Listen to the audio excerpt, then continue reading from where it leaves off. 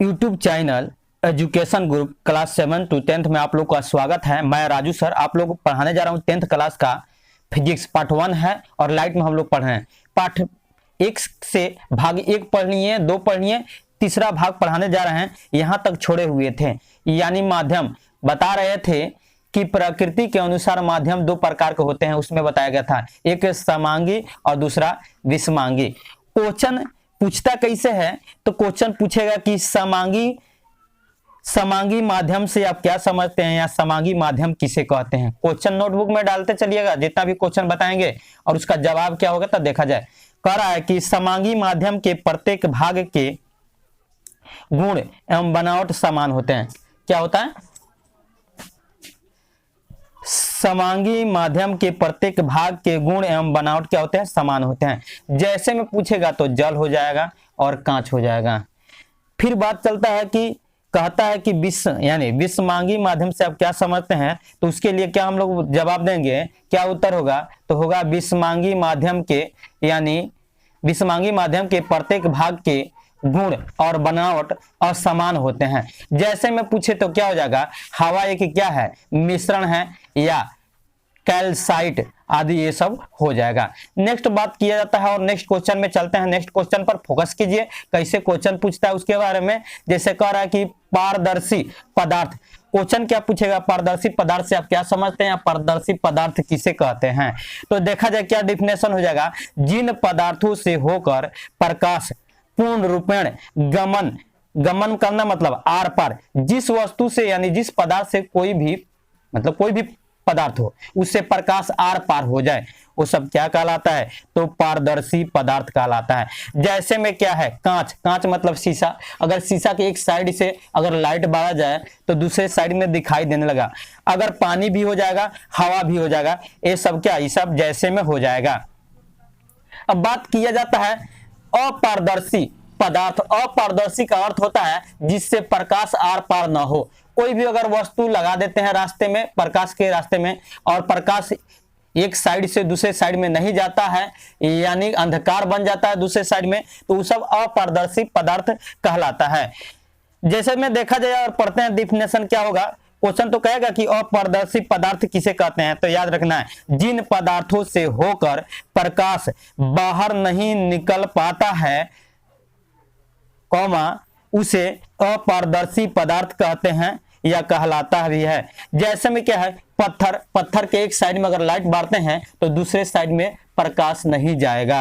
ईंट का दीवार भी बना दें या ईंट खड़ा कर दें और लाइट बारते हैं तो दूसरे भाग में उस साइड में नहीं लाइट जाता है, इत्यादि ये दिया हुआ है। अब बात चलता है, मेन फोकस कीजिए मेन क्वेश्चन पर। और कहता है कि पारभासी पदार्थ किसे कहते हैं। क्वेश्चन क्या हो गया? पारभासी पदार्थ किसे कहते हैं, इसका परिभाषा पूछ रहा है। तो क्या लिखेंगे जवाब में? तो लिखा जाएगा कि जिन पदार्थों से होकर प्रकाश का कुछ अंश बाहर निकल जाता है, पारभासी पदार्थ कहलाता है। अब देखिए ना, लाइट बाहर जाता है कोई वस्तु पर, कुछ प्रकाश इधर ही रह जाए और कुछ प्रकाश उसको छेद कर उस साइड में चला जाता है, तो क्या कहलाता है? पारभासी कहलाता है। पारभासी में जैसे में क्या हो जाएगा, तो अगर कोई घिसा हुआ शीशा ले लें, घिसे हुए शीशे पर अगर मारते हैं लाइट तो कुछ प्रकाश इस साइड में रह जाता है, कुछ प्रकाश उस साइड में चला जाता है। या तेल लगा कागज, अगर कोई भी कागज को तेल में बुड़ा देते हैं और उस पर क्या लाइट बढ़ा जाता है, तो क्या कुछ लाइट इधर ही रह जाता है और कुछ उस साइड में चला जाता है, यानी जो पेपर है या कागज है उसके यानी बगल साइड में।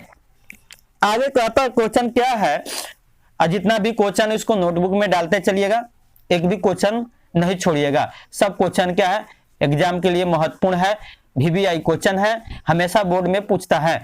अब जैसे देखा जाए, छाया किसे कहते हैं, छाया का बात होता है, छाया किसे कहते हैं, तो सुना जाए क्वेश्चन कर दिया छाया किसे कहते हैं, तो याद रखना है कि प्रकाश के गमन पथ पर जब अपारदर्शी का अर्थ बताए थे जिससे प्रकाश नहीं गुजरता है, अपारदर्शी वस्तु रख दी जाती है तो प्रकाश उस अपारदर्शी वस्तु को पार नहीं कर पाता है।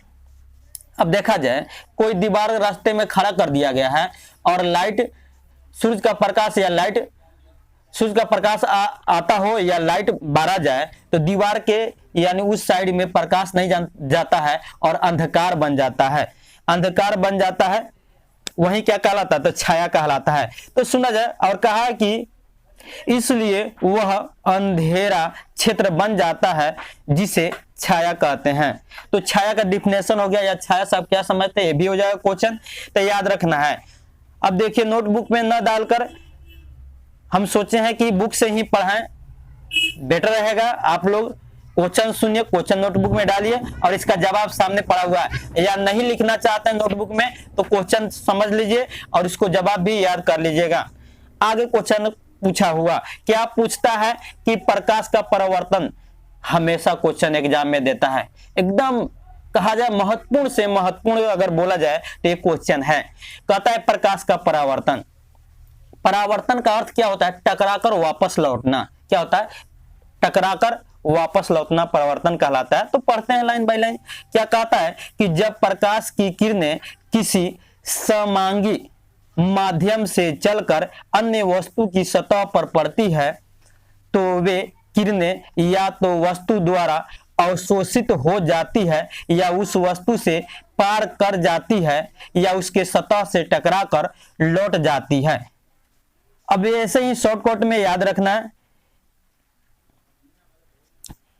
कि अगर इतना बड़ा डेफिनेशन याद करना चाहते तो कीजिए, या छोटा सा दिया हुआ है। अब लाइन पढ़ते हैं नीचे वाला, कैसे दिया है कि इस तरह प्रकाश की किरणें का पहले माध्यम में ही वापस लौटने की घटना को प्रकाश का परावर्तन कहते हैं। या ऐसे भी हम लोग कह सकते हैं, सबसे छोटा डिफिनेशन, सबसे छोटा से छोटा परिभाषा, प्रकाश जिस सतह से टकराकर अपने ही माध्यम में लौटता है उसे परावर्तन यानी परावर्तक सतह कहते हैं। ये भी छोटा है, छोटा से छोटा डिफिनेशन ये भी है परावर्तक सतह का। अब क्वेश्चन बात हुआ कि प्रकाश के परावर्तन से आप क्या समझते हैं, तो किसी माध्यम से आती हुई प्रकाश की किरणें जब किसी वस्तु से टकराती है और टकराकर उसी माध्यम में वापस चली जाती है तो उसे प्रकाश का परावर्तन कहते हैं। परावर्तन का अर्थ ही होता है क्या, कि टकराकर वापस यानी चले जाना। तो डिफिनेशन याद रखिएगा, क्या लिखा हुआ है, प्रकाश के परावर्तन से आप क्या समझते हैं, या प्रकाश के परावर्तन की परिभाषा दें। ऐसे करके क्वेश्चन हमेशा आता है, देख लीजिएगा, वीडियो को रोककर और अपने नोटबुक में डाल लीजिएगा। आगे बात करते हैं, तो बात किए थे आगे कि परावर्तक सतह यानी जिससे टकराता वही परावर्तक सतह होता है। आगे चलते हैं, कहता है कि चांदी सबसे अच्छा परावर्तक है। क्वेश्चन ऑब्जेक्टिव पूछता है कि सबसे अच्छा परावर्तक कौन है, तो याद रखना है चांदी है। वैसे आगे लाइन पढ़ते हैं, वैसे सामान्यतः परावर्तक सतह के रूप में समतल दर्पण का उपयोग किया जाता है।